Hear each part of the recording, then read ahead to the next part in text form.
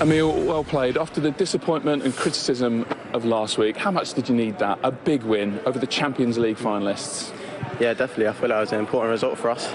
You know, we had to dig deep. You know, it was a really tough test for us tonight, but yeah, I think it's really important for our season. So yeah. So obviously the goal was a mistake, but did you force it a little bit with your pressing? Yeah, we worked on that in training this week, pressing, high press. So I feel like we've done well to make them make a mistake, and then obviously Alba set me up, which is obviously good. I just wonder if it was a nervy few seconds for you as the ball bobbled towards the post, because you maybe didn't catch it the sweetest. Yeah, definitely, you know, but this happens sometimes, you know. I'm just happy that I went in, but yeah, like you said, it was a lucky finish. It's your second Premier League goal on the back of the one at the weekend. What does it mean? Well, it means so much, you know, to score for this fantastic club. I just want to keep pushing on now, and yeah. And I've got a little memory of doing an interview with you where you said that Chelsea might have rejected you as a kid. Does that make it a bit sweeter? Is that right? Have I got that right? Yeah, you got that right, but obviously, you know, that's the past. I'm obviously focused on Arsenal now, and Arsenal my club, so yeah. How much are the thighs burning after that second half effort? Oh, I'm so tired, but I feel like the team, we played well today. You know, we looked tired at times, but we had to dig deep, and yeah, we're happy with the 3 points today. What do you think you showed as a group by digging deep, by the effort you put in? You know, I think it showed our character, how much fight we got in us. Maybe answer one or two questions? Yeah, definitely at times. You know, I feel like we defended really well in patches and stuff, and I feel like after the tough season, I feel like it was a good performance from us today. What do you think the future is for Emil? Do you think with this young group of players you have, yourself, Bukayo, others, with this manager, do you feel like you're not so far away from the top table of English football as it might look? Yeah, definitely. I feel like we're working really hard in training, and I feel like we showed this season how good we can be. And yeah, like you said, we're just going to keep pushing forward, and I feel like with this team we can do big things. A little nutmeg on Thiago Silva as well, wasn't there?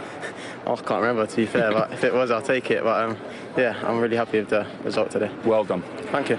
Well done on him. It's been a good couple of days for Emil Smith-Rowe. He scored against West Brom, his first Premier League goal, 2-2 now. And I suppose almost similarly to the West Brom win, it's the future shining lights that have come away with the headlines. Emil Smith-Rowe there, and see Saka getting taken off. It's disappointing to see him go, but yeah, I think that we can't underestimate the levels that those young players have got to get Arsenal. Wherever Arsenal are, it's just down to the Sakas and Emil Smith-Rowe, because it's coincidental that once he got in the side alongside Saka, who was carrying the team for such a long time on his own, things started to happen a bit more creativity in that area. Ødegaard comes in, trying to get the ball into that area to then get Oba going, and he's been a major part in Arsenal getting anything out of this season that's positive.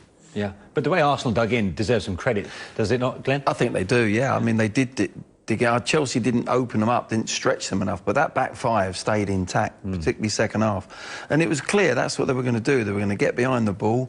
I mean, Smith-Rowe there was saying, I feel so tired. He probably doesn't, you know, he's never felt so tired and not had the ball.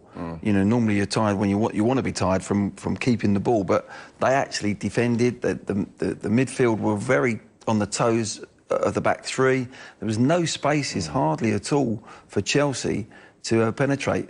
Chelsea, it was really all the questions weren't answered by Chelsea. They were the team that had to open Arsenal up. You know, they got a fortunate goal, they got a goal gifted to them, and they sat in there and said, right, what they didn't do is they didn't break at all. They didn't have a hold-up play and get out, and that's a concern longer term. You're not going to win games playing like that over a period of time. But on a one-off situation, they've got the 3 points, dogged at the back, tight, they'll take it.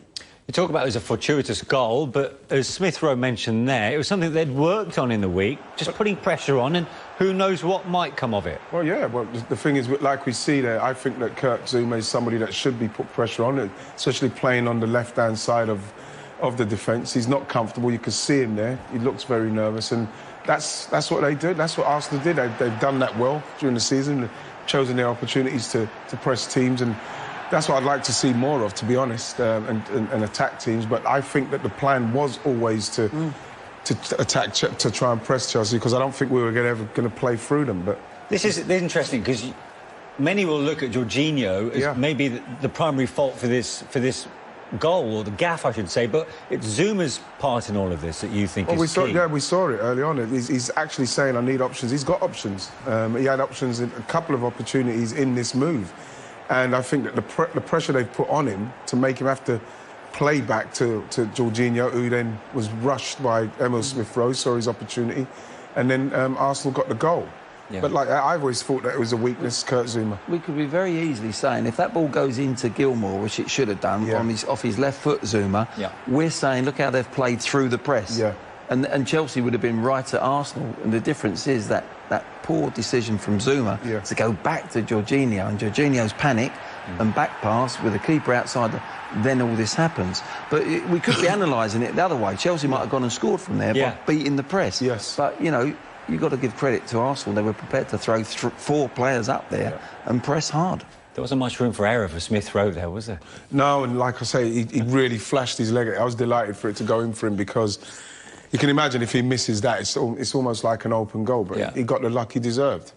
Now, that is hugely surprising if you have a look at errors leading to goals. 8 from Chelsea, behind Liverpool's 9. 7 of those, though, did come under Frank Lampard, so they clearly have, or 6 of them have come from Frank Lampard, but, you know, they clearly have tightened up in that respect, but it's reared its head, and the same set of players have overseen that change. Well, they all over the pitch, you know. It wasn't just the defensive side and giving a gift of a goal away, but even with the ball and the movement off the ball, that wasn't the Chelsea that we've seen this season. Why was it? Well, they've got 2 cup finals. It's human nature. They've got 2 cup finals to play in. Yeah. You know, is their mind somewhere else? They have got a little bit of a gap there between West Ham at the moment, or whoever's 5th and 6th. So it's human nature. They've just come down. Yeah. You know, for a big result against City as well. You know, that was a good result for them. I think it is a little bit, you know, of coming down, and they had to pick themselves up. They look like a team that thought that 11 was going to start at Wembley on Saturday, and they were playing within themselves. But no, that team was about get in the team for Wembley. Show me what you got, the manager's saying. And they didn't look like that. They looked like a team that was saying, well, we've got other things on our mind. And if you do that, you come a cropper in this league. We saw Chelsea come so close in the dying stages. They hit the woodwork twice, of course. Yeah. I mean, on another day, if you have a look at this first one, they were literally a fingertip away from equalising. They were. I think the goalkeeper, the gaffer, pointed it out. I didn't actually see it. I thought it was a good save at first, but he was very lucky with this. You look at when it comes from here, where his hand is and where it gets the fingertips, he's very fortunate there.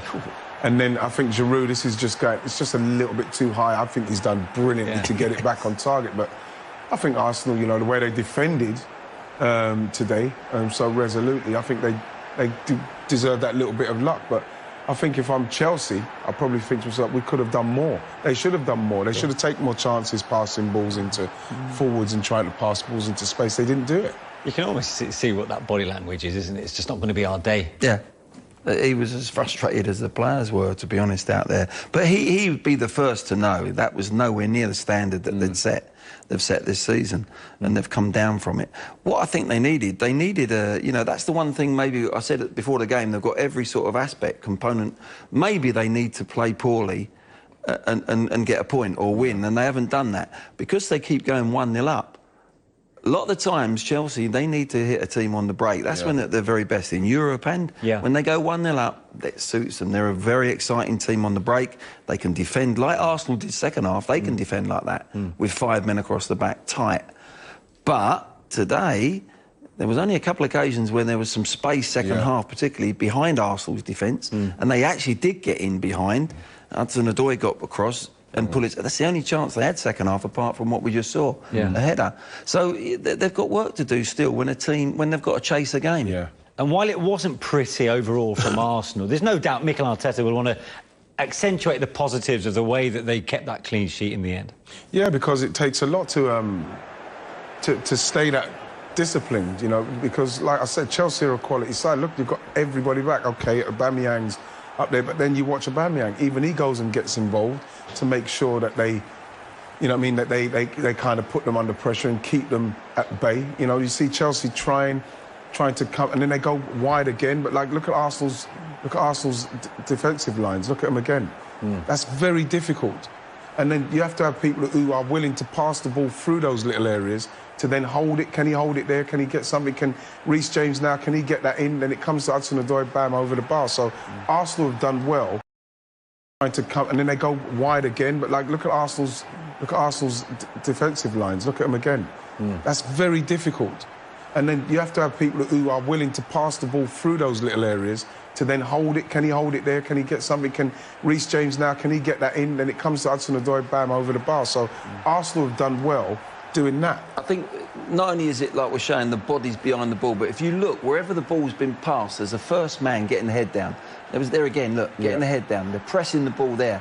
One comes out there, a little bit of pressure, another bit of pressure, and then they win the ball. So you can get bodies behind the ball, but not work very hard behind the ball. But they press the ball. The first man always was pressing the ball. And that's quite telling. Although, look at Tierney. I mean, literally, he's up there almost in the attacking third with Aubameyang, isn't he? Yeah, but that's what Tierney does. His natural game is to try and get forward, even though he's a defender. But you look where Saka is, who's also his game's to get forward. Look where he's had to end up. Ian, what do you think about Mikel Arteta's game plan in terms of looking to contain Chelsea rather than trying to look for that second goal in the second half?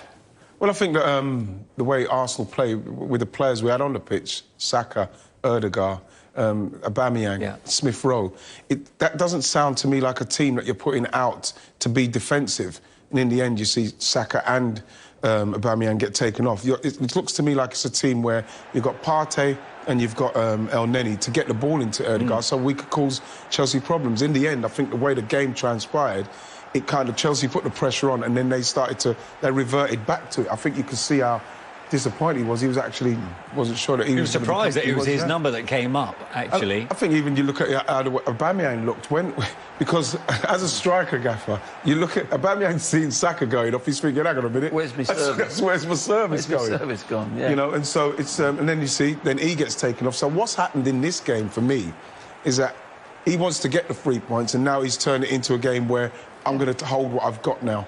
It's taken off. And I think that's the right thing to do. Once I saw Lacazette coming on, I thought, well, it's Aubameyang going off. 78th minute, I think it was, he was making that change. He wasn't going to... Why would he not start with them? He certainly wasn't going to finish with them 1-0 up with both of them on the pitch. You know, so he's disappointed, but I think in his heart he's got to know it's the right tactical thing. If Lacazette's the man you're bringing on, he might have chosen to bring somebody else on, of course. But no, he shows his disgruntlement there, but every player hates coming off. The thing with me, I think at this stage of the season, the way the season's gone for Arsenal, I think that the fans, they need to see something now that's going to give them some form of positivity. A bit of hope. Yeah, a bit of hope. Like, for instance, there's a couple of young players, Miguel Aziz, Balogun. I think we need to start bringing those guys in for these last... I would like to see them, because those are the kind of things that fans see that say, OK, well, that's a little bit of something, to give the fans something. It's not giving them anything anymore. But Glenn, if you're Mikel Arteta, it's not a great look, is it, having a couple of players kind of almost question the substitutions in a way, one of them including your captain? No, I wouldn't be too bothered about that. I'd be absolutely distraught as a manager if I've got a smiling player coming off a pitch. You know what I mean? True. You know, that would concern me. I'd say he doesn't care enough. You know, he's happy to come off. You want that. They'll be all right. They've got the points in the dressing room. They'll be as good as gold. The music will be on. They'll be on the bus going home or whatever. You know, they'll be a happy little bunnies now. But at that moment when you come off, you want to play. You've got your pride. You want to go on, you know, you want to help your teammates. But, no, I thought it was tactical. I thought it was the right thing to do. From the manager's point of view, he got it spot on. And I think if that was 0-0 at half-time, Arsenal wouldn't have played like that. But they had something to hold on to. And every Arsenal fan out there now has got to say, OK, can't keep playing like that. We won't win too many games playing like that. But we've beaten Chelsea at Stamford Bridge. We haven't done it for 10 years. Nobody's been... Man City couldn't have beat Chelsea recently. You know, they're in the Champions League. That is a fantastic result. Take away the performance as a game of football, they've got the 3 points. They didn't concede in the last minute. They didn't lose 2-1. Then you've got a problem playing like that. Long term, they can't play like that, without a doubt. But they've beaten Chelsea, who are flying at the moment. Sit back and go, hallelujah. It's a great 3 points.